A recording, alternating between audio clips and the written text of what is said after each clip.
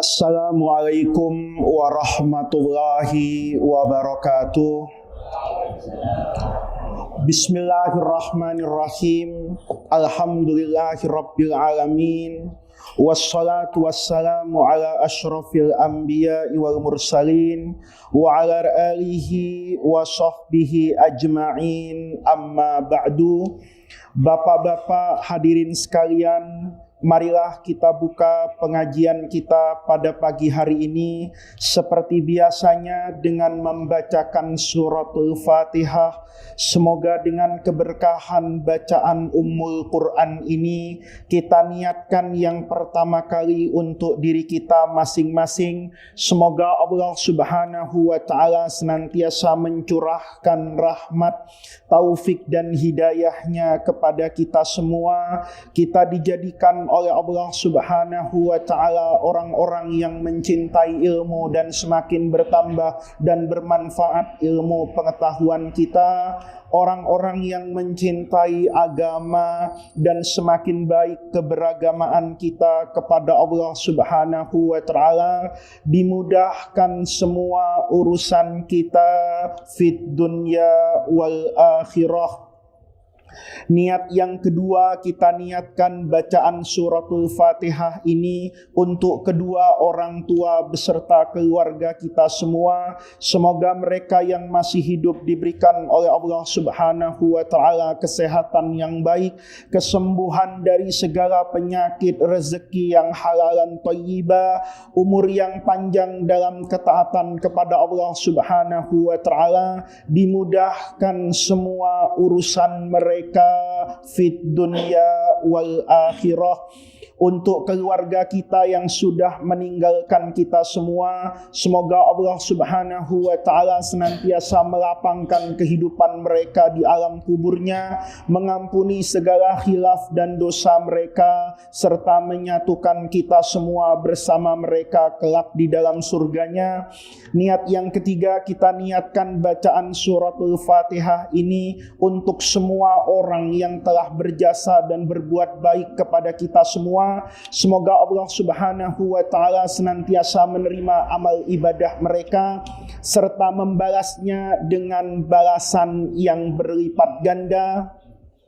Ala hadhihi niyyah wa ala kulli niyatin shalihah wa ila hadratin nabiyil mustafa Muhammadir Rasulillah. Al-Fatihah. A'udzu billahi minasyaitonir rajim. Bismillahirrahmanirrahim. Alhamdulillahirabbil alamin arrahmanir rahim maliki yaumiddin. Iyyaka na'budu wa iyyaka nasta'in. Ihdinas siratal mustaqim. Siratal ladzina an'amta 'alaihim ghairil maghdubi 'alaihim waladhdallin. Amin. Bapak-bapak hadirin sekalian, pengajian kita pada pagi hari ini tentu meneruskan pembahasan kitab hadis Al-Arba'in An-Nawawiyah. Kita masih sampai pada hadis yang pertama.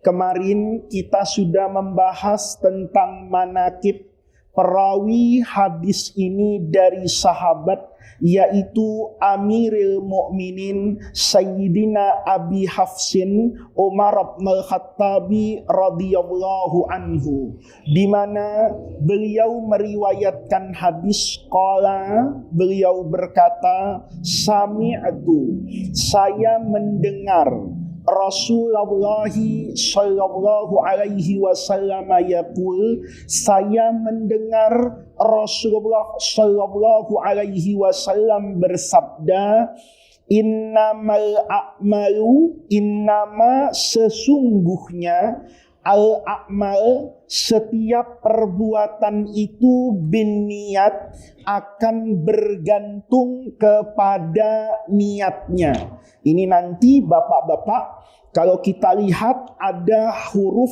dalam bahasa Arab namanya innama. Innama ini kata ahli lughah. Nanti orang yang ahli bahasa dari aspek nahwunya itu juga berbeda dengan pandangan al-usuliyun, orang yang ahli ilmu usulul fiqhi. Kata ahli bahasa Yang namanya innama ini adalah adatul hasri, sesuatu yang fungsinya akan memberikan makna al-hasr. Hasr itu apa? Kalau belajar dalam ilmu bahasa, ilmu balaghah misalnya, al-hasr itu adalah tuthbitul madhkura ma ba'daha, kemudian watun fi ma'adahu.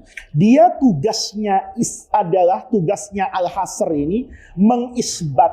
Mengisbat itu kalau bahasa mudahnya adalah memperkokoh, ya, menyatakan, memenuhi, menguatkan, itu sama, ya. Tusbitu meneguhkan, al-madhkura ba'daha yang disebutkan setelah adatul hasr, watunfi dan menafikan, meniadakan, ma'adahu apa-apa yang berlawanan dengan yang disebutkan setelah adatul hasr. Jadi kalau menurut ahli bahasa, kata-kata innamal a'malu binniyat ini meneguhkan pentingnya niat, bahwa pekerjaan apapun itu akan bergantung kepada niatnya, dan pekerjaan itu nanti akan dinafikan maknanya, akan hilang pahalanya kalau salah dalam menentukan niat. Ini namanya pengertian al-hasr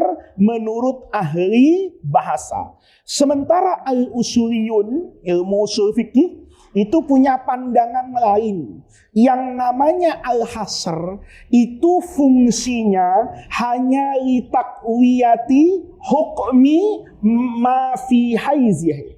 Jadi takwiyah itu menguatkan hukum. Hukum apa? Hukum yang dikandung oleh al-hasr tadi. Jadi kalau menurut ilmu usul fikih, ini pemahaman ahli usul fikih, ini hadis ini menunjukkan betapa pentingnya niat, tetapi setiap pekerjaan itu tidak berarti hilang pahalanya kalau salah apa itu? Niat. Nanti ada penjelasannya. Kalau menggunakan adatul hasr secara bahasa, kalau salah niat, maka pahalanya jadi apa ini? Hilang seluruhnya. Apa contohnya? Misalnya, ada orang pergi haji, niatnya sambil dagang. Ada orang pergi haji, dia berangkat haji nih. Karena sudah berkali-kali haji, tahu, oh di Mekah itu misalnya ini ya, oh, paling laku itu kalau jualan misalnya makanan Indonesia yang tidak ada di sana. Misalnya bawa jahe sasetan, ya, kopi kita dengan kopi Arab itu beda. Maka dia berangkat haji ini, tapi di dalam hatinya itu ada apa itu? Sambil apa itu? Dagang. Nah, ini status pekerjaannya gimana?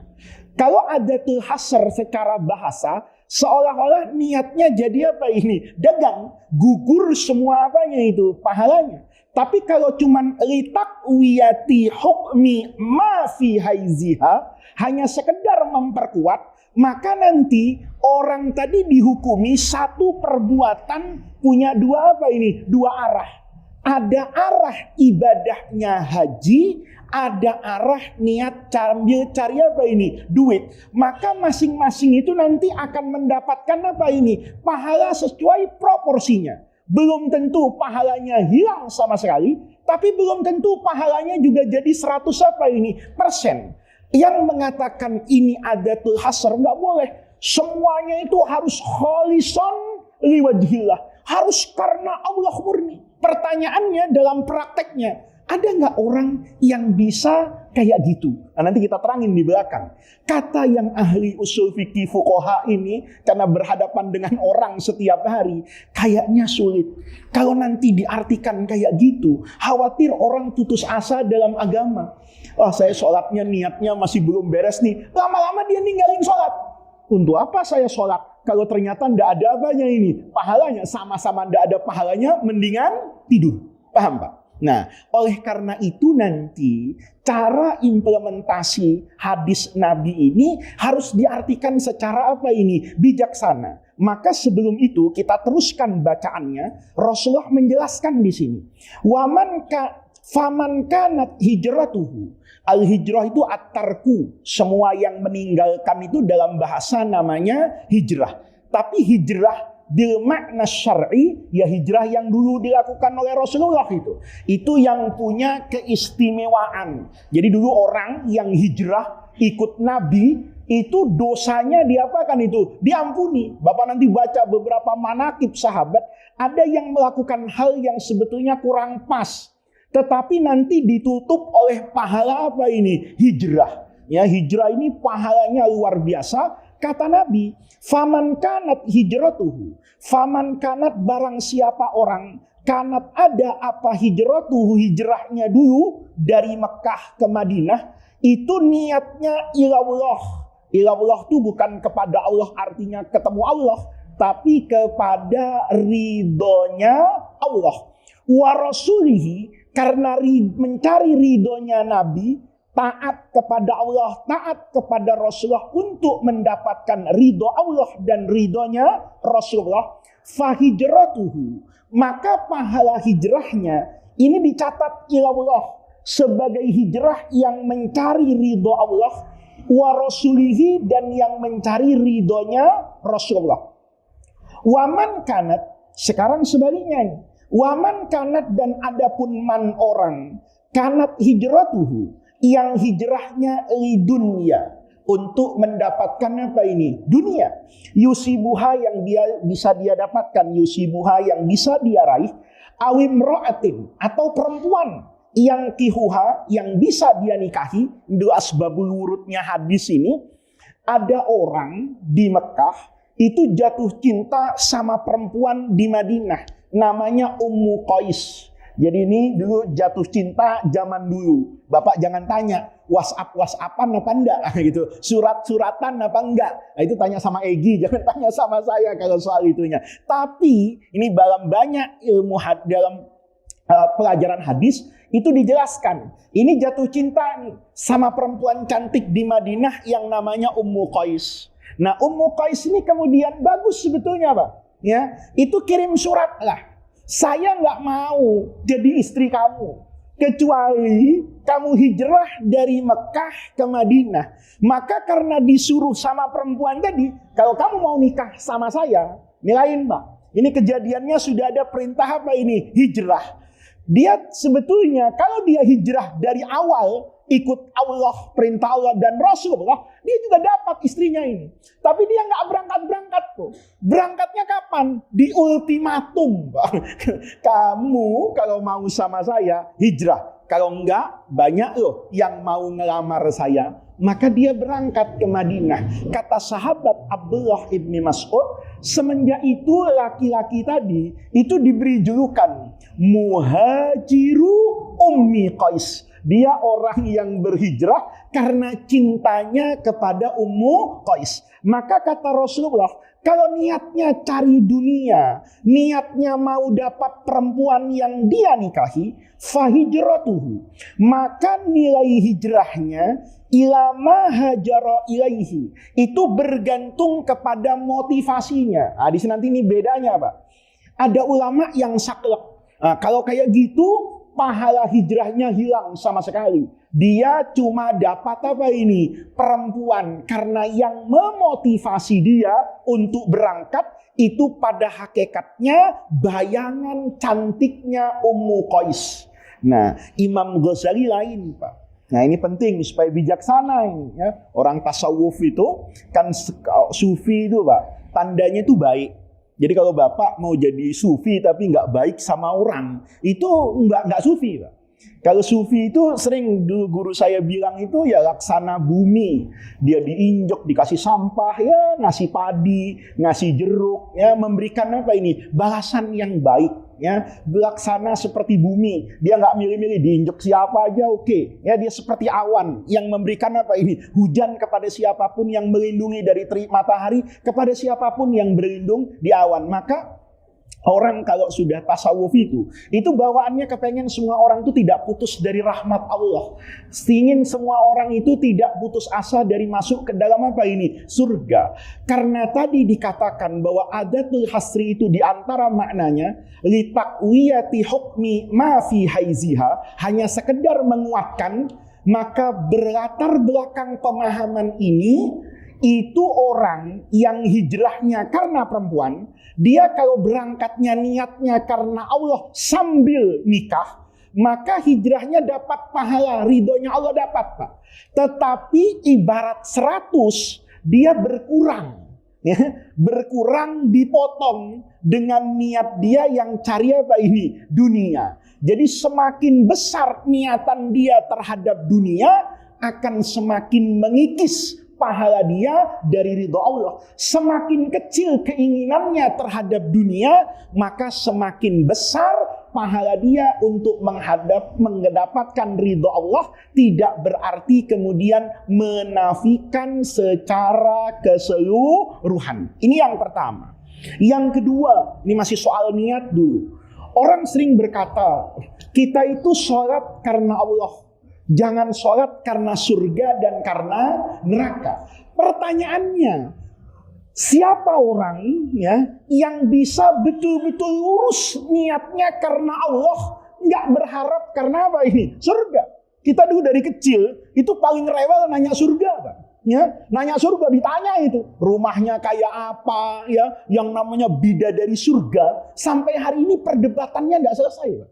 Cantiknya kayak apa, rupanya gimana. Itu artinya apa? Bahwa ketika kita melakukan kebaikan dalam agama ini, selalu tertanam di dalam hati kita ingin masuk ke dalam apa ini? Surga. Kita juga tidak habis-habisnya membicarakan neraka. Buktinya, kalau Bapak beli buku yang tipis-tipis tentang neraka, dulu biasanya kalau nunggu kereta api itu di stasiun, itu banyak buku-buku yang menjelaskan isinya neraka. Ada orang yang disetrika, ada orang, itu masing-masing buku setrikaannya beda-beda, Pak. Ya, ada yang setrikaannya masih pakai arang, mungkin yang arang di kampung Ustaz ya. Mungkin ada yang sudah pakai listrik, ada yang kena setrika langsung gosong meronta-ronta, ada yang cuma keluar lidahnya. Artinya apa? Semua orang manusia itu tidak akan terlepas dari dua hal ini. Pertanyaannya, kalau ada orang misalnya, saya sholat berharap dengan masuk ke dalam apa ini? Surga. Sama enggak dengan kita seolah-olah berniaga sama Allah? Saya beli sholatnya, bayarannya adalah apa ini? Surganya. Saya kerjakan puasanya, bayarannya adalah apanya ini? Surganya. Ini nanti bapak-bapak, pendekatannya. Itu ada satu kisah di zaman Rasulullah Shallallahu Alaihi Wasallam. Sayyidina Mu'adz bin Jabal radhiyallahu anhu itu terkenal kalau baca Quran dalam sholat. Jadi beliau itu kalau sholat, ya sholat jahriyah, itu baca Qurannya itu enak betul. Kalau orang dengar lagu itu mendayu-dayu, ya pokoknya bacaannya itu enak. Seakan-akan dia berbicara dengan siapa ini? Allah. Quran itu betul-betul beliau pahami. Makanya Bapak ini penting ngaji. Orang kalau ngaji paham tafsirnya, itu imam baca Quran panjang nikmat, Pak. Nah, kita ini karena nggak paham dan nggak ngerti, imamnya panjang jatuhnya jadi apa ini? Jadi beban. Tapi kalau misalnya ini kita kerjakan itu dengan pemahaman, maka sholat itu jadi apa itu? Nikmat. Kenapa? Ngerti. Mu'adz itu kan ngerti. Jadi kalau sholat itu enak, betul sama Sayyidina Utsman, rata-rata sahabat begitu. Maka dia terdengar irama yang mendayu-dayu. Kata sahabat, ini diucapkan depan Rasulullah, kalau kami nggak bisa sholat sehusuk siapa itu? Mu'adz. Kalau Mu'adz itu kan sudah sampai pada makom orang mukhlis. Orang yang sholatnya itu sudah karena Allah. Dia sudah tidak lihat. Kalau kita kan sholatnya belum tentu karena siapa-siapa. Kadang kita sholat Allahu Akbar, bau istri goreng gurame, itu mau baca Yasin jadi kulhu itu, ya kan? Allahu Akbar, harusnya kan Allah yang maha besar. Harusnya apapun dikalahkan karena siapa ini? Allah, niat tadi. Pokoknya saya ini mumpung sholat sendirian, saya duhur ini mau sholat di rumah. Kalau Nabi itu baca duhur itu 50 ayat, saya mau baca ya kira-kira 500 ayat. Al-Baqarah sama Al-Imran mau diapakan? Ditarik 1 rakaat. Tiba-tiba istrinya goreng masakan yang enak betul. Pas goreng-goreng kedengeran, anaknya pulang sekolah semua. Ya Allah, ini kalau nggak selesai habis ini. Saya tinggal apa? Ini tulangnya. Nah, ini yang kayak gini nih gimana sih? Orang kan kadang-kadang ada yang mengatakan orang kalau sholat itu khusyuk seolah-olah memutus hubungan dia dengan dunia. Tapi realita yang kita dapatkan di dalam hadis, Rasulullah nggak kayak gitu. Nabi itu pernah sholat biasanya panjang, tiba-tiba jadi pendek. Sahabat kan nanya, ya Rasulullah kenapa tadi bacaannya pendek? Kan biasanya panjang, kenapa tadi sujudnya sebentar, biasanya lama? Rasulullah jawab, saya tadi waktu sholat dengar suara bayi nangis. Nabi, saya takut, ya bayi itu kan belum tentu ada di masjid, Pak. Bisa jadi di samping Nabi atau di belakang masjid. Saya takut bapaknya sholat di mana ini? Di sini. Saya takut ibunya berjamaah di sini, bayinya apa itu? Nangis. Berarti waktu sholat, Nabi dengar suara bayi nggak? Dengar gitu loh. Nabi suara bayi dengar. Nabi ngeliat nggak? Ngeliat. Nabi udah sholat panjang. Tahu-tahu Nabi sholatnya apa itu? Pendek. Kata sahabat, kenapa ya Rasulullah sholatnya pendek? Nah, kata Nabi, karena tadi waktu masuk masjid, saya lihat ada orang tua, kakek-kakek, yang ikut berjamaah dengan saya. Saya takut kalau saya sholat panjang-panjang, encoknya kumat, asam uratnya kambuh, nanti dia nggak bisa menyempurnakan sholat. Nah itu yang dilihat. Nah, itu Rasulullah Muhammad Sallallahu Alaihi Wasallam. Kalau Muhammad Faiz lain, Pak, masuk masjid yang dilihat tadi ada tukang somai, kan gitu. Ini kalau gua lama-lama tukang somainya kabur, kan gitu kan. Nah ini yang membedakan. Artinya apa? Di sini nanti ketiga orang tadi, ya itu bahasa Arabnya, kata orang tadi, amma ana, yang sholat dengar Mu'adz bin Jabal tadi, amma ana fala uhsinu an udandina kama dandana Mu'adz. Saya ini nggak bisa ya Rasulullah. Kenapa? Nggak bisa sholat sehusyuk Mu'adz. Karena Mu'adz itu ketika sholat yang dilihat itu ridho Allah. Sementara saya itu yang dilihat ketika sholat adalah bayangan surga dan bayangan apa ini neraka. Apa kata Nabi? Innama haulahuma. Sesungguhnya di antara surga dan neraka nahnu dan dinu membacakan Al-Quran dengan khusyuk. Artinya apa? Kata ulama, kalau niat itu semuanya terkait dengan Allah. Yang terkait dengan Allah tuh misalnya surga sama neraka. Surga sama neraka kan masuk surga itu kan nggak ditanya KTP-nya, nggak ditanya kartu anggotanya, ya, nggak ditanya undangannya. Semua diundang sama Allah. Karena Nabi bilang kullu ummati yadkhulunal jannah. Semua umat Islam itu nanti akan masuk apa ini? Surga. Yang nggak mau masuk itu ilaman aba, yang memang nggak mau. Kata sahabat, siapa yang nggak mau masuk surga ya Rasulullah? Ya orang yang tidak beriman, orang yang tidak berislam, orang yang tidak berbuat baik itu seolah-olah enggan masuk ke dalam apa ini? Surga. Maka saat seperti ini bapak-bapak, semua niat kata ulama, kalau dikaitkan dengan apa yang menjadi bentuk ridhonya Allah, itu tidak mengurangi pahala ikhlas. Bapak, Allahu Akbar. Mudah-mudahan nanti saya bisa masuk ke dalam apa ini? Surga. Mudah-mudahan di dalam surga saya dekat dan ini dengan ridho Allah, saya dengan para nabi dan sebagainya. Itu tidak mengurangi pahala apa ini? Pahala niat. Tapi kalau dibalik ini yang salah. Yang dikedepankan itu maslahat duniawiyahnya. Ukhrawinya lupa sama sekali. Banyak nih.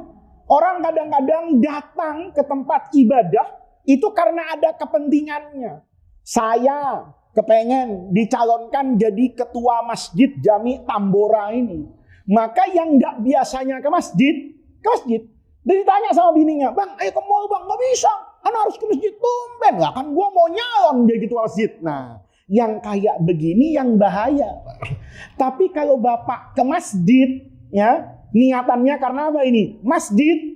Nanti setelah bapak ke masjid, bapak mendapatkan kemanfaatan yang bersifat pribadi tapi ngikutin, ya. Karena sering ke masjid, orang semasjid ngomong, ini pantas jadi ketua apa ini? Masjid. Oh ini pantas jadi imam masjid. Oh ini pantas untuk misalnya mengurusi masjid. Ini tabak, ikut. Maka ketika bapak misalnya didatangi orang, Karena sering khusyuk ke masjid, Pak boleh nggak mulai sekarang Bapak saja ya deh yang jadi imam. Karena Bapak kelihatan lebih bisa menjaga ini masjid 5 waktu ke sini. Nah, ada perasaan kan? Dan berarti saya dianggap apa ini? Dianggap baik ini. Nah, kalau itu ikutan, rahmat Allah itu demikian apa ini? Luas. Yang kayak begitu ketika Bapak kemudian merasa ada manfaat, itu tidak mengurangi pahala akhiratnya. Ini yang kedua. Yang ketiga, pertanyaannya, buat kita semua manusia, ini rasanya untuk tulus 100% itu sulit. Apalagi yang muda-muda misalnya, lagi sholat nih, Allahu Akbar, sholatnya biasa-biasa aja, tahu-tahu calon mertua masuk masjid. Ya. Calon mertua masuk masjid lewat nih, Pak Haji yang anaknya cakep banget. Masya Allah, katanya pas bener gua sholat, ya kan? Ini sholat yang menguntungkan. Pas lagi sholat ketemu calon apa ini? Mertua, ya. Pas lagi begadang main kartu nggak kelihatan mertua, itu merasa dia, Masya Allah begitu. Allahu Akbar, asalnya mau kulhu, Pak. Pindah jadi apa ini? Yasin. Tapi ini terang-terangan aja nih, bukan 90, 100% dalam hatinya itu karena calon mertuanya lewat. Ya, begitu calon mertua lihat, alhamdulillah khusyuk gua, katanya mudah-mudahan, ya kan, dalam kontestasi mencari mantu saya sebagai apa ini pemenang. Apa masuk neraka, Pak? Hilang pahalanya? Enggak. Tapi ada syaratnya, kata ulama. Syaratnya Bapak cepat-cepat istighfar. Nih,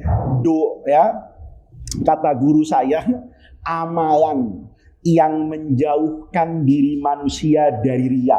Karena tidak ada di dunia ini manusia siapapun yang bisa terhindar dari apa ini? Riya. Nggak ada. Sahabat pernah nanya kok sama Rasulullah, wa ayyuna yaf'alu dzalika ya Rasulullah? Siapa di antara kita yang dari 1 sampai 100, yang dari A sampai Z itu bisa lurus, niatnya konsisten karena Allah. Wa ayyuna yaf'alu dzalika ya Rasulullah? Maka kata Nabi, gampang kan? La yukallifullahu nafsan illa wus'aha. Laha ma kasabat wa 'alaiha maktasabat. Setelah itu ayatnya diteruskan dengan apa itu? Ayat yang berisi istighfar minta maghfirah. Maka Bapak, orang yang mau terhindar dari riya dan terhindar dari dosa, itu sebetulnya obatnya satu, istighfar. Jadi begitu, Allahu Akbar, calon mertua lewat nih, astagfirullah. Tapi khusyuk nih, jangan astagfirullah, tapi tanpa makna. Dini mah astagfirullah, ya Allah, calon mertua, jangan pergi dulu dari masjid. Itulah, tapi astagfirullah, ini salah ya Allah. Saya sholat itu karena siapa ini? Karena Allah. Saya berharap dapat ridho dari Allah. Dan saya yakin kalau Allah sudah ridho kepada saya, Allah pasti akan memberi yang terbaik untuk saya. Itu istighfar. Nanti sholat nih bener, Pak, kumat lagi, ya istighfar lagi. Kumat lagi, istighfar lagi. Nah, ini penting. Dulu Ibnu Athaillah di dalam Hikam itu mengatakan yang panjang itu, Pak. La tatrukiz dzikra li adami hudurika ma'allah. Orang itu jangan pernah lari dari zikir karena merasa tidak bisa hudur dengan Allah. Nih, ada orang kan bilang, anak belum bisa zikir. Kenapa nggak bisa zikir? Anak belum bisa khusyuk kepada Allah. Terus dia nggak zikir-zikir, ya tambah jauh dari Allah. Tapi orang itu zikirlah dulu kepada Allah, sekalipun dia tidak bisa hudur ma'allah.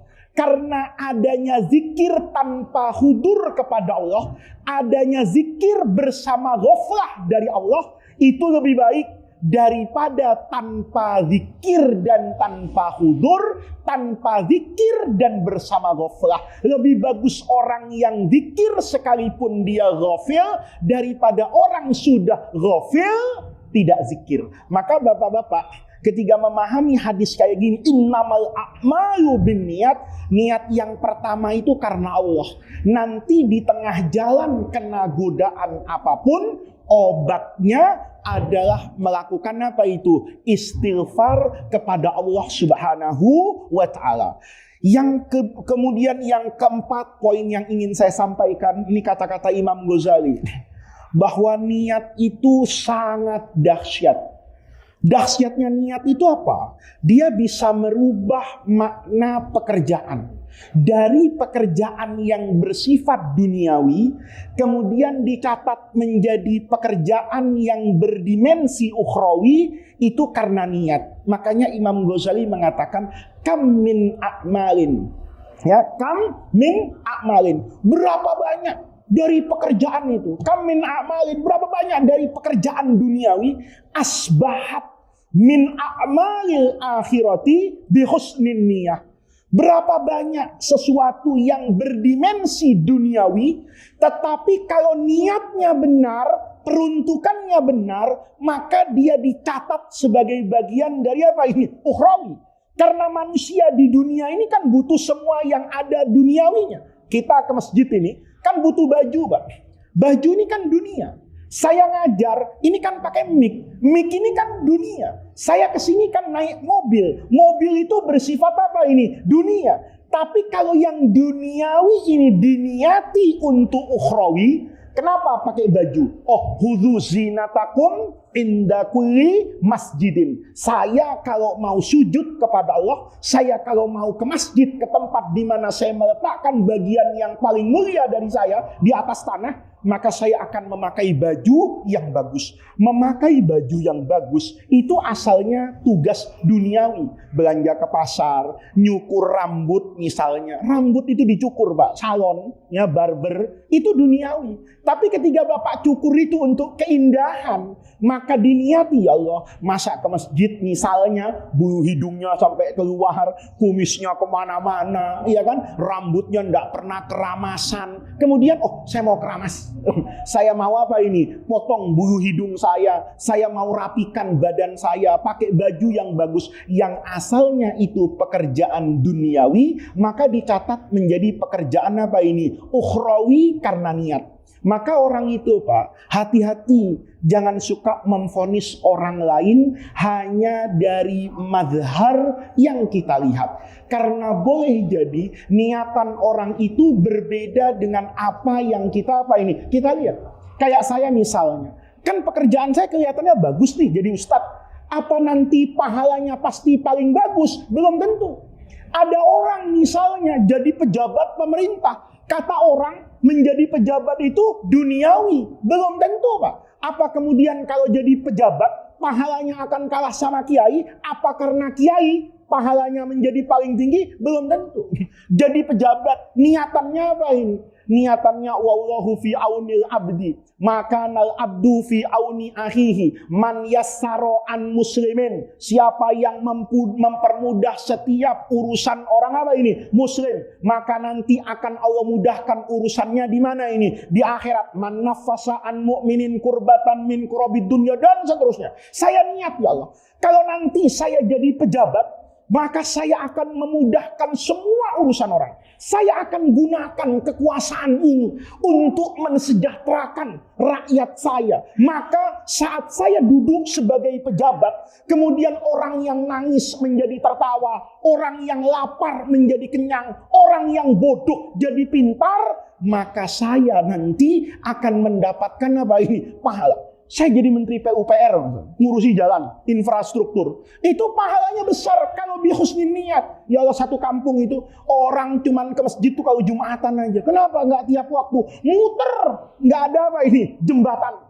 Saya masukkan dalam mata anggaran. Saya mau bangun jembatan supaya kampung ini dengan kampung itu menyatu. Begitu menyatu, orang semuanya ke masjid mudah. Orang ke pasar, akses ekonominya menjadi terbuka. Maka orang ini nanti akan mendapatkan pahala yang luar biasa di sisi Allah, walaupun pekerjaannya menteri PUPR. Jadi ustadz, wajarnya semangat, tapi niatannya biar nanti jadi anggota DPR. Itu lain masalah gitu. Nah, ini dahsyatnya apa ini? Niat. Imam Asyuyuti lebih mengatakan nih, dalam hadis Nabi itu, Nabi bersabda begini, niatul mar'i, niatnya seseorang, itu khairun min amalihi, itu lebih bagus dari amalnya. Tapi jangan salah paham. Ada orang kemudian ibadahnya niat doang. Ada orang ibadahnya niat doang. Wah, niat tuh bagus daripada amalnya. Maka setiap hari niat doang. Ntar malam tahajud, besok puasa Rajab misalnya. Tapi cuma apa ini? Cuma niat doang. Salah. Kalau orang itu kata Nabi, Niat seseorang itu kalau benar dikerjakan, maka lebih bagus dari amalnya. Apa contohnya? Saya sholat, Pak. Katakan sepanjang-panjangnya umur orang sekarang, katakan 100 tahun. Saya sholat 100 tahun, itu masih dipotong masa anak-anak. Katakan 10 tahun itu belum beres lah.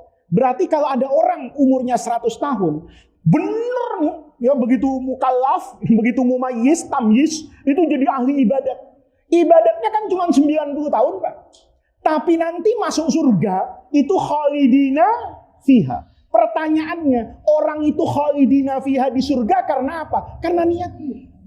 Itu rahmat Allah. Jadi begitu Bapak niat nih, usolli misalnya nanti ini fardhu zuhri arba'a raka'atin mustaqbilal kiblati adaan lillahi ta'ala. Salat Bapak, Allahu Akbar.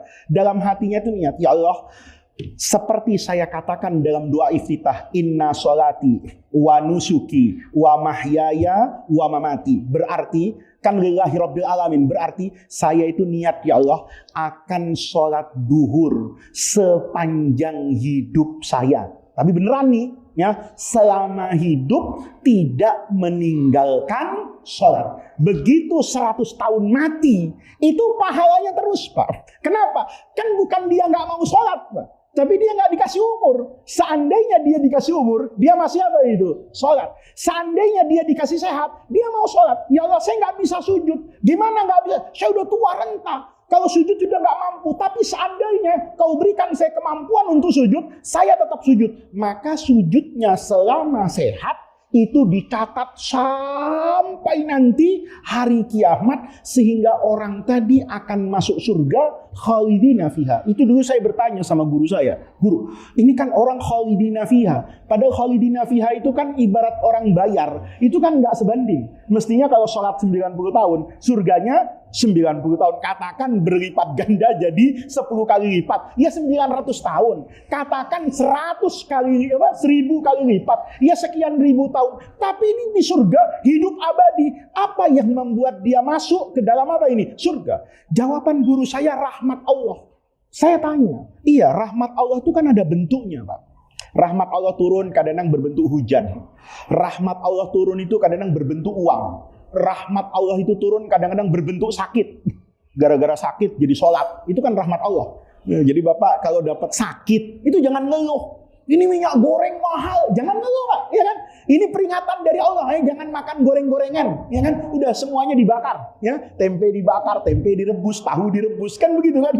Supaya oh iya, sadar dulu sebelum ada minyak goreng, bapak-bapak kita, kakek-kakek moyang kita, itu biasa makan apa-apa, diapakan itu? Dibakar. Maka Anda rasakan, seperti itulah hidup orang sebelum kalian. Syukuri bahwa hidup hari ini, itu sudah jauh lebih baik daripada kemarin. Nah, ketika seperti itu, rahmat Allah ada bentuknya. Saya tanya sama guru saya, bentuknya rahmat Allah, orang itu bisa kekal di dalam surga, itu apa, guru? Kata guru saya, bentuk rahmat Allah itu dengan, nih Pak, mengekalkan amal ibadah yang diniatkan karena Allah dan selalu dia jaga. Ini makanya mahalnya istiqomah. Dia jaga sepanjang hidupnya.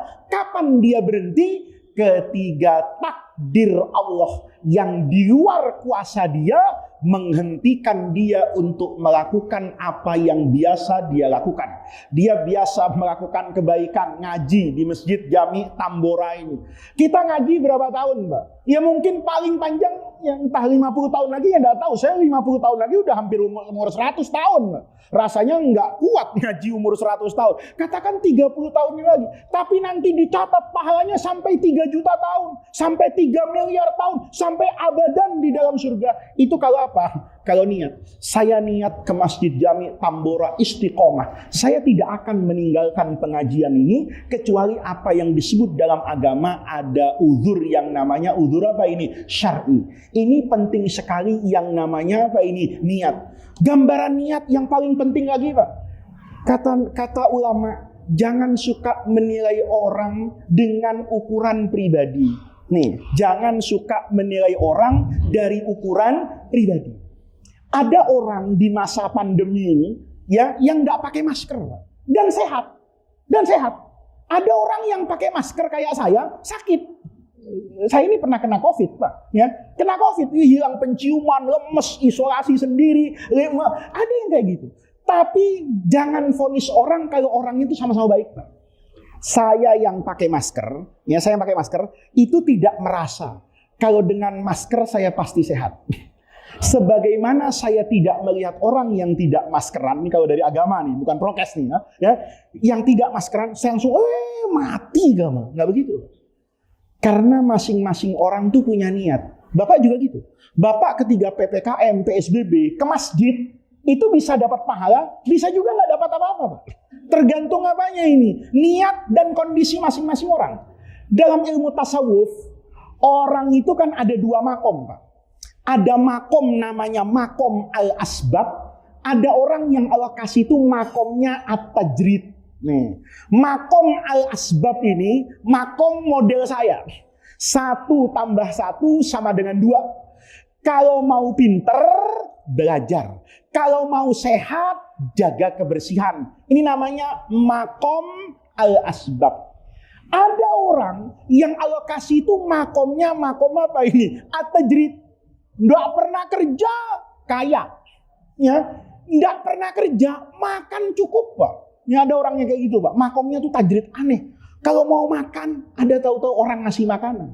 Jalan-jalan, sendalnya copot, Pak. Sobek, pas depan toko. Tokonya yang punya santrinya lagi. Ya Allah, Pak Kiai, sedang di sini. Iya nih, kenapa Pak Kiai? Ini sendal saya nih lepas. Ya Allah, Pak Kiai, ini toko punya saya. Ambil Kiai sendal. Sendal dikasih 10, sendal dikasih 20. Padahal dia nggak ngapa-ngapain. Datang. Kita ini, ya, kalau punya sendal putus, ya harus berangkat ke toko, beli, nawar pula, kan begitu ya. Nah, ini namanya orang ada makom masing-masing, Mbak. Ada makom masing-masing. Jadi nanti ini yang akan menentukan tuh hatinya. Ketika Bapak misalnya biasa sholat berjamaah, biasa menghidupkan masjid, Bapak merasa makom Bapak itu tawakal kepada Allahnya itu bersih, bukan karena ingin dipuji orang. Nah, kalau saya enggak pakai masker, itu di hati saya itu kan kepengen, ini loh sohibul karomah wal fadilah, ini loh kiai khas, ya kan, antivirus. Kalau kayak begitu, Pak, niatannya lain. Tapi ada orang yang hidupnya itu sudah betul-betul ridho dengan apa yang Allah berikan kepada dia. Dia bisa nggak orang itu sabarnya kayak Nabi Ayub? Nabi Ayub tuh sakit 20 tahun. Nggak pernah ngurus BPJS, ya, nggak pernah ke puskesmas, ngomongnya hebat, Pak. Sakit 20, bukan cuma sakit aja, Pak. Dalam sejarah itu kan sakitnya parah. Anak-anaknya meninggal satu demi satu, dikucilkan dari masyarakat, tinggal istrinya satu yang setia. Itu Nabi Ayub, begitu sakit kayak gitu, kan istrinya yang nggak sabar. Bang, abang kan Nabi. Iya, gua Nabi, kata suaminya. Lah, doa bang, Nabi gitu loh. Hidup kita sampai kebangsak begini, bang, doa. Jadi Nabi Ayub itu 20 tahun. Itu bukan nggak berdoa karena sombong. Kalau kita kan nggak berdoa karena sombong, Pak. Karena sombong jelas itu. Buktinya kalau bulan kayak gini nggak duha. Kenapa? Di ATM saldonya masih banyak. Ini sombong dia. Lu nggak doa, kagak, duit masih cukup nih, ya kan? Tapi nanti akhir bulan begitu ATM kosong, kontrakan ditagih, ya kan? Makan sudah dalam bentuk Indomie semua, ya kan? Makan rendang dalam bentuk Indomie rasa rendang, makan soto Betawi dalam bentuk mie, udah kayak gitu baru Allahumma inkana rizki fis sama, baru ingat sama Allah. Tapi ketiga lain dengan Nabi Ayub. Nabi Ayub tuh bukan nggak mau berdoa, tapi beliau tuh tahu ini namanya orang yang bahagia, Pak. Orang yang bisa berdamai dengan takdir Allah, dan orang yang selalu melihat apa yang Allah takdirkan kepada dia itu adalah pemberian yang terbaik dari Allah. Dikasih sakit, kata bininya, bang doa bang, abang kan Nabi. Ya Allah, kalau saya jadi Nabi Ayub, Allahumma sehat, rumah sakit datang, Pak. Allahumma Avanza yang turun Fortuner, Nabi, ya kan? Allahumma 10.000 yang turun 100 miliar.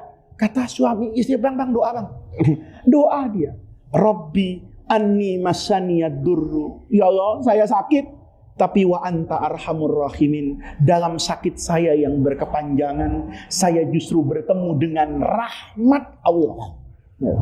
Kalau kita enggak, tafsirannya beda-beda. Rabbana atina fid dunya hasanah Tahu-tahu besoknya punya Yamaha NMAX, doa gua makbul. Iya kan? Doa gua makbul. Kenapa? Dia mengartikan fid dunya hasanah, Yamaha NMAX yang 35 juta itu. Tapi kalau Rabbana atina fid dunya hasanah, aduh, gua ke masjid jalan kaki, ya kan? Kagak naik motor. Temennya bilang, tapi masih ke masjid gak? Ya masih 5 waktu. Dia lupa kan? Bahwa dia berangkat ke masjid 5 waktu, istiqomah terjaga hari ini, itu fid dunya hasanah. Jangan-jangan karena nggak punya motor. Begitu punya motor, lain lagi pikirannya. Ada janda nganggur, ya, motor baru lagi. Lo kagak mau nyobain motor gua. Lihat, jadi fid dunya hasanah nggak? Sekarang nggak jadi. Maka di sini bapak-bapak, orang tuh jangan hakimi zahirnya. Karena ada orang yang makomnya makom tajrid, ada orang yang makomnya makom al-asbab, ada orang jalan ke masjid. Saya tahu betul, nggak corona, nggak apa, ke masjid istiqomah. Ketika dia nggak pakai masker, dia bilang, saya yakin kok. Gitu. Saya udah baca tiap hari salamun qaulan mir rabbir rahim. Salamun qaulan mir rabbir rahim. Bismillahilladzi la yadurru ma'asmihi syai'un fil ardi wala fis sama'. Udah dibaca kayak gitu. Saya udah baca gini. Allah janji kok. Siapa yang baca itu, itu akan Allah jaga. Ada orang di Tamboran nanya, gua baca malah sakit. Ya iyalah. Yang masalahnya bukan bacaannya, mulutnya. Kan gitu. Ya, mulut kita ini kan mulut temporer. Ya, tempo-tempo zikir, tempo-tempo ngomongin orang, tempo-tempo baca Quran, tempo-tempo maki-maki orang. Jadi sebetulnya, ya kan sama aja toh Pak. Pisau misalnya, pisau di tangan tukang daging manfaat. Pisau di tangan tukang cukur rapi cukurannya. Pisau di tangan preman mati kita kan gitu. Padahal sama-sama apa itu? Pisau. Jadi bukan masalah doanya, tapi masalah siapa yang baca doa. Jadi kalau ada orang misalnya nih, ya sekarang kan coronanya naik lagi nih. Coronanya. Terus ada orang yang memang biasa istiqomah. Ya kayak gitu biasa dia. Udah biarin aja. Allah yang akan jaga dia. Dia makomnya adalah makom apa itu? Tajrid. Dia udah berserah diri. Nah, kalau yang cari pansos itu lain masalah. Dulu sebelum corona enggak pernah ke masjid. Sekarang pas corona orang yang paling ribut sendiri di masjid. Ya, ada nggak yang begitu? Ada. Ada. Waktu zaman gubernurnya Ahok itu bisa sholat Pak ke Monas. Sekarang masjid depan rumahnya, kalau belum khutbah kedua belum keluar Pak. Ada nggak yang kayak gitu? Orang bisa sholat jauh-jauh, tapi sholat ada orang bisa ziarah ke makam semua aulia, makam bapaknya, makam kakeknya, itu nggak pernah dia bahkan itu diziarah. Itu juga hati-hati. Makanya di sini jangan suka hakimi orang, karena ada orang yang kadang-kadang itu perilakunya kelihatannya aneh, tapi kita nggak pernah tahu niatannya. Saya tuh nggak pernah lupa dengan cerita yang disampaikan guru saya dulu, Syekh Ali Jum'ah itu, mufti Mesir yang lalu itu, dulu di era 2000-an ya, mungkin 20 tahun yang lalu, itu cerita Pak. Ya, saya sering cerita kepada murid-murid saya itu ya, ada orang yang jualan apa itu? Rokok di pintu masjid itu. Ya, orang semuanya tahu kalau dia ini waliyun min auliya illah. Jualan apa ini? Rokok di pintu masjid. Ibnu Hajar Al-Asqalani kata guru saya, itu nggak nyaman hatinya. Begitu dia mau ngimami sholat maghrib itu, dia lihat kok ada orang depan masjid jualan rokok, kan nggak ada pantas-pantasnya. Tapi kemudian apa yang terjadi? Yang terjadi adalah Imam Ibnu Hajar itu ngomong dalam hatinya, ini orang gimana sih kok jualan rokok di depan masjid? Nanya sama muridnya, man hadza? Siapa ini? Kata temannya, ini Syekh Fulan, dia orang soleh wali. Itu Ibnu Hajar nggak sampai ngomongin Pak, nggak memviralkan di WhatsApp, cuma dalam hati doang ngomong, laukana walian, kalau betul dia wali, ma'aqamahullahu fi dzakal makan, masa ia wali jualan rokok? Ini suudzon namanya, ya kan? Sholat dia, begitu sholat ngimami, sana sial Fatihah, lupa nggak baca apa ini? Fatihah. Jadi begitu Allahu Akbar langsung Yasin wal Quran, wah muridnya kaget semua ini. Ya kalau imam masjid Jami Tambora masih dimaklumi gitu ya. Kalau imam kayak kiai model saya akhirus zaman yang enggak jelas, itu orang Faiz lupa, memang begitu, dia sholat juga jaraknya kan gitu kan. Tapi ini imam ahli imam al-muhaddisin, imamnya ahli hadis yang sejuta hadis hafal dengan sanadnya, yang kok lupa Fatihah, kan enggak pernah ada. di sini lupa mungkin lupa ayat. Kan ada imam tuh bisa memulai nggak bisa mengakhiri, baru ngapal ya surah, udah main baca aja fabi ayyi ala'i rabbikuma tukadziban, nggak tahu kapan berhentinya ini. Ya. Wah sampai akhir itu nggak bisa baca nggak bisa selesai. Atau dari surah At-Tin pindah-pindah itu kan, ilal ladzina amanu wa amilus solihati wa tawasau bil haqqi wa tawasau bi as-sabr, berlari dari surah At-Tin ke surah Al-Asr itu mungkin. Tapi ini nasyal Fatihah, lupa Fatihah. Apa yang terjadi Bapak-bapak? Selesai sholat tuh ada muridnya satu yang berani itu nungguin sang guru ini. Begitu semua bubar, guru saya mau ngomong nih. Ngomong apa? Ngomong penting guru. Ngomong apa ya ngomong? Enggak guru, tunggu yang lain, enggak ada dulu, ya kan? Setelah semua enggak ada kata, ngomong kamu apa? Begini guru. Saya penasaran ini. Kok guru sampai lupa surah apa ini? Al-Fatihah tadi. Kata Ibnu Hajar, ya biasalah. Semua Bani Adam tuh khoto'un, yang mahalul khoto' wan nisyan. Tapi kata dia nggak mungkin. Ini bukan khotok yang biasa. Masa ada orang lupa surah Fatihah? Wong kita sholat sendiri aja nggak pernah lupa Al-Fatihah. Ya, begitu Allahu Akbar ya. Ini kok lupa nggak baca Fatihah? Kata muridnya divonis, ini pasti ada dosa guru.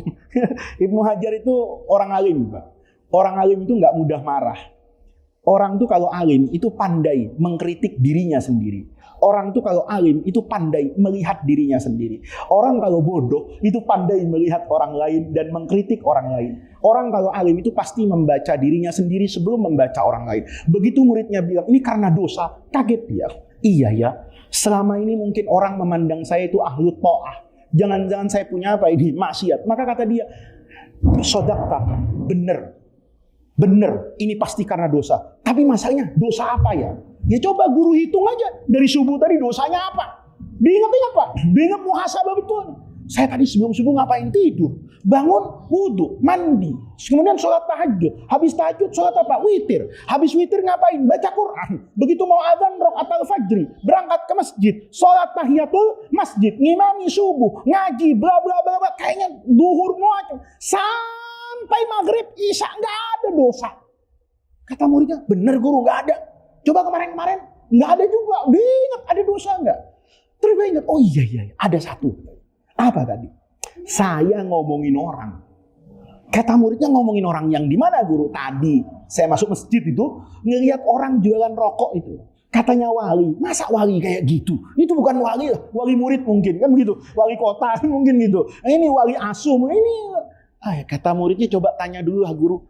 Ya kan, agama kan nggak ngajarin gitu. Ya, agama selalu bilang fatabayyanu, cross check ulang. Ya, jangan-jangan apa yang kita lihat itu tidak seperti apa yang sejatinya seperti itu. Maka kemudian Ibnu Hajar itu datang nanya sama orang tadi datang. Begitu datang, orang tadi nanya, Maulana, ada apa guru? Ya kan, karena dia merasa ini gurunya. Terang-terangan Ibnu Hajar, saya datang ke sini nih karena surah Fatihah saya hilang di rakaat pertama tadi. Orang tadi terbuka, fatishni, dia buka. Oh, jadi kamu nyangka saya nyolong Fatihahmu gitu ya? Kayak periksa saja. Begitu dibuka Pak, jubahnya lengkap Pak. Ada jarum, gudang garam, ya kan semuanya. Kaget Ibnu Hajar. Ya Allah, ini orang niat betul jualan rokok.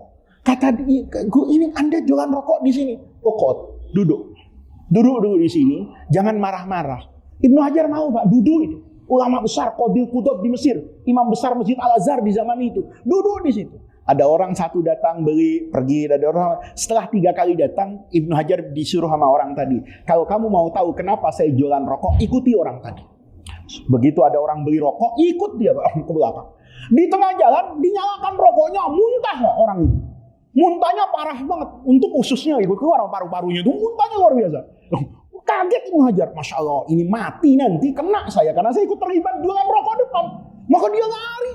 Kata dia, apa-apaan ini? Apa-apaan ini? Orang bisa mati nyium rokok apa? Pokok, duduk. Sampai 3 kali. 3 kali dia lihat kayak gitu, melihat yang kayak gitu udah menjadi biasa ini. Begitu rokok dinyalain, muntah tapi nggak mati. Orangnya nggak apa-apa, muntah-muntah lemes. Selesai lemes, didekati orang tadi. Ditanya, kamu kenapa? Loh, saya kan lagi berobat. Berobat apa? Ya kamu nggak tahu katanya. Orang semesir ini tahu. Kalau mau berhenti ngerokok, maka belilah rokok yang dijual oleh orang di pintu masjid. Begitu dihisap, maka itu menjadi rokok yang terakhir yang akan dihisap oleh orang itu besok tidak suka lagi ngerokok. Ibnu Hajar apa ini? Taslim, singkat cerita, pulang ke masjid itu dia cium tangan. Ya Allah guru, katanya iya. Saya ini bukan orang alim kayak Anda yang bisa membuat orang meninggalkan membakar uang itu dengan cara Quran, hadis, akhlak. Saya nggak bisa ngomong, saya orang bodoh. Tapi saya ingin jangan sampai kaum muslimin itu sakit paru-paru karena kebanyakan apa ini? Ngerokok. Gimana caranya? Saya setiap malam itu beli rokok. Terus saya bawa di hadapan Allah. Gimana caranya? Rokoknya saya taruh di sajadah. Saya tahajud berdoa, ya Allah, mudah-mudahan siapa yang ngisep rokok ini menjadi rokok yang terakhir yang dia isap. Nih. Maka hati-hati, jangan suka vonis orang itu aneh-aneh. Dulu lebih aneh lagi, Pak. Itu zaman Daulah Utsmaniyah. Zaman Daulah Utsmaniyah. Ini sekedar cerita-cerita ringan, Pak, tapi maknanya dalam. Saya lupa di sultan siapa. Sultan ini sukanya belusukan, Pak. Belusukan beneran. Kalau kita kan belusukan bawa wartawan, ya kan? Ini belusukan betul-betul ikhlas kayak Sayyidina Umar gitu. Kerjaannya itu ke kampung-kampung, melihat keadaan rakyat. Hingga satu, mungkin Sultan Murad yang kedua atau apa, saya lupa cerita itu. Guru saya cerita. Itu dia dapatkan mayat di tepi jalan. Orang lewat itu nggak ada yang mau ngurus. Maka Sultan Murad ini manggil anak buahnya itu yang ikut menyamar itu. Ini orang kok nggak ada yang peduli ya? Coba itu panggil itu orang. Ini orang kampung mana tanggung jawabnya? Ini kan yang namanya tajhiz al-janazah itu sekurang-kurangnya fardu kifayah. Kalau nggak ada yang ngurus, ya dosa semuanya. Panggil itu orang kampung. Tanya kenapa? Dijawab, siapa yang mau ngurus dia? Tiap malam kerjaannya ke tempat pelacuran, beli minuman keras. Ini sampah masyarakat, biarin aja mati. Orang kesel kayak gitu kan. Kata Sultan Murad, ya dosa semua nanti.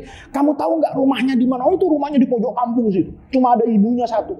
Maka digotong nih mayat sama Sultan apa ini Murad. Begitu sampai di rumah diketok-ketok, bu ini anaknya meninggal, nggak ada orang yang mau apa ini, mau ngurus. Apa kata ibunya? Nah, kan saya sudah bilang, kalau caramu kayak begitu, nanti kamu mati dihina orang.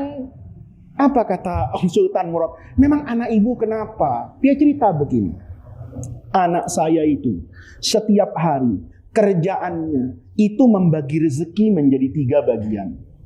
Kalau dia pulang bawa gaji 1 hari itu Pak, maka kalau sudah sore hari, sepertiganya dikasih kepada saya ibunya, bagian dari birrul walidain. Yang satunya itu untuk jaga-jaga menutupi kebutuhan rumah. Ya, kalau nanti rumahnya bocor atau apa, ini sepertiganya.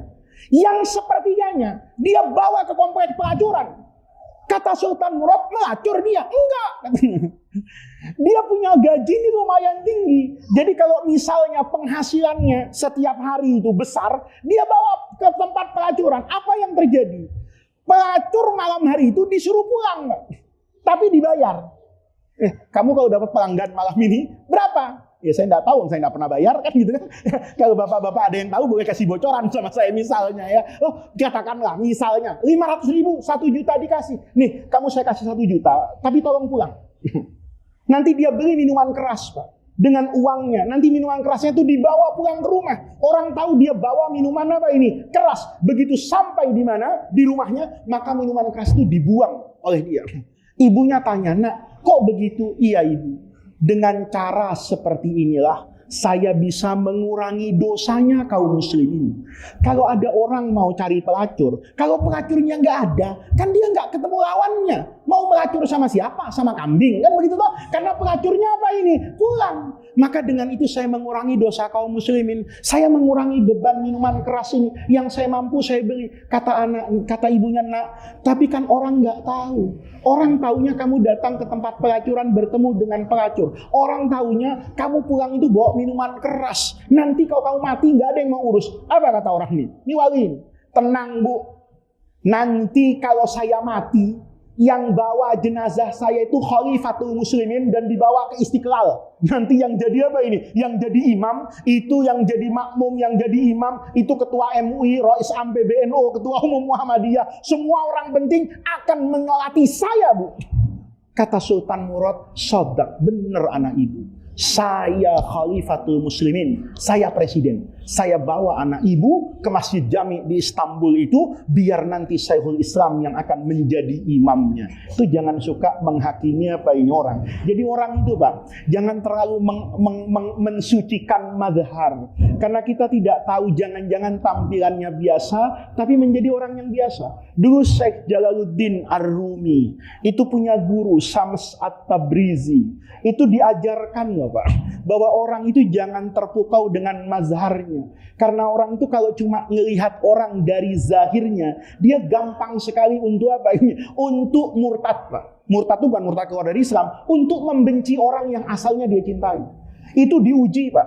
Ya, kita ini jangan terlalu GR Pak. Kayak saya ini pakai peci, pakai begini atau pakai jubah. Oh, merasa saya lebih soleh dari murid saya. Oh, saya lebih hebat. Jangan sampai. Kenapa? Nggak tahu tuh niat siapa yang bagus. Apa niat guru, apa niat apa ini murid. Kan nggak tahu. Mungkin nanti guru yang mengajak murid masuk ke dalam surga bilang sama Allah, guru Allah itu murid saya, istiqomah ngaji, saya masuk ke surga saya nggak nyaman kalau dia harus ada di dalam apa ini, neraka. Ada guru nanti yang mengangkat tangan muridnya dari api neraka masuk surga, tapi tidak menutup kemungkinan ada murid yang menarik tangan gurunya untuk masuk ke dalam apa ini, surga. Karena mazhar itu nggak bisa Pak. Dulu Jalaluddin Ar-Rumi itu punya guru sama Tabrizi. Itu lebih ekstrim lagi.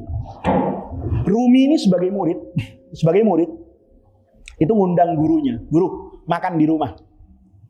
Karena yang datang ini guru besarnya. Segala makanan dikeluarin sama Imam Jalaluddin Ar-Rumi itu di Turki, di Koya.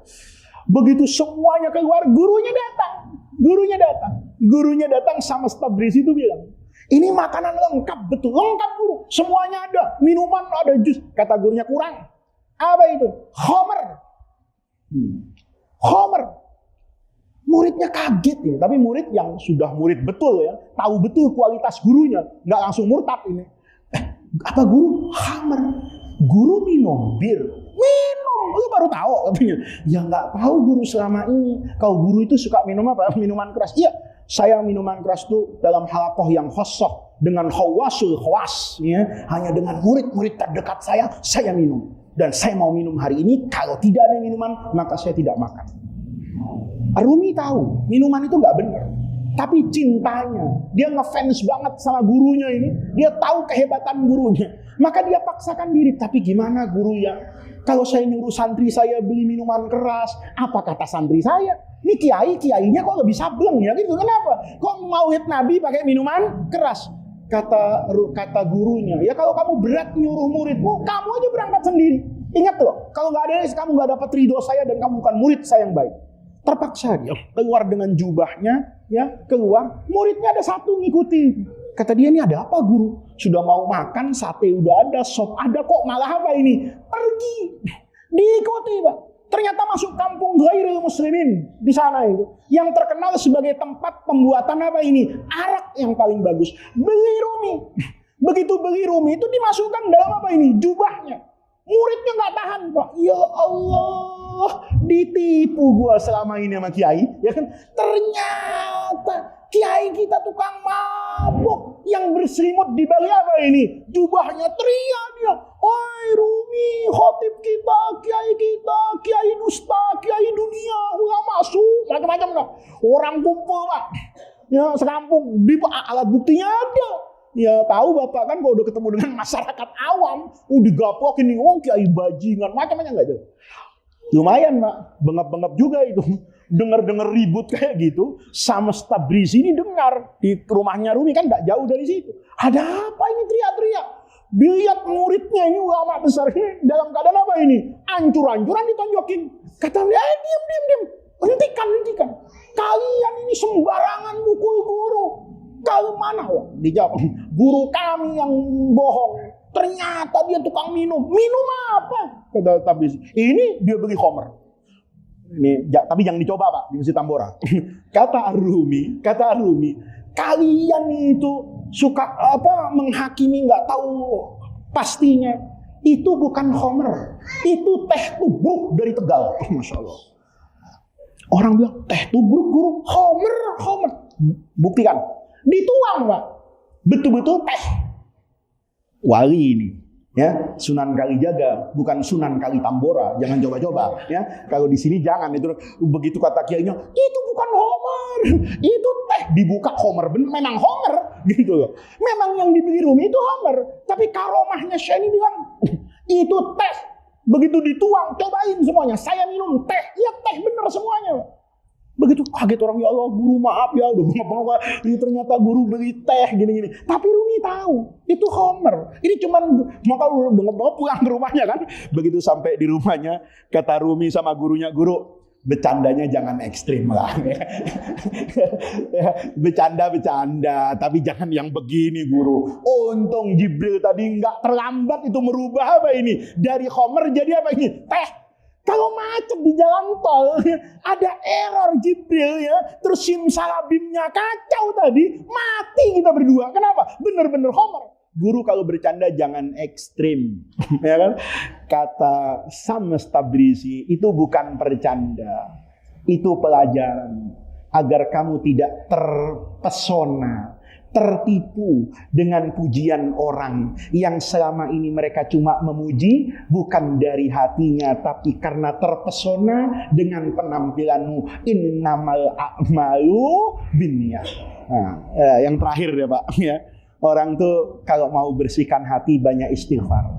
Kalau Bapak dikagumi orang, ini hati-hati. Ya, penyakit kayak gini tuh buat saya yang kebanyakan ngomong. Ya, penyakitnya Ustadz tuh kebanyakan ngomong, Bang. Biasa kalau disuruh ngomong berjam-jam kuat, tapi suruh dengerin 5 menit gak kuat. Ya, coba saya diundang ke Masjid Tambora, saya tanya sama beliau, saya ngapain? Enggak Ustadz, hadir aja. Yang ceramah siapa? Ada misalnya Ustadz Egi. Saya nggak datang tuh Bang. Enak aja. Gua kan Ustadz. Kenapa gua nggak disuruh ngomong? Padahal apa salahnya? Ketiga itu dia kan juga dapat ilmu toh, mendengar. Tapi kita yang sering ngomong itu Bang, penyakitnya itu nggak tahan denger. Kupingnya tipis itu. Kenapa? Orang suruh dengerin kita, tapi kita nggak pernah sabar untuk dengerin orang lain ngomong. Kayak saya ini, kan kuasai mic dari tadi, hampir 1 jam ini Bang. Saya kuasai mic di Masjid Tambora. Tapi kadang-kadang ada orang nih ngomong setelah saya. 5 menit saya pulang, maaf ya, saya ada undangan lagi setelah ini. Nah, itu tandanya nggak baik.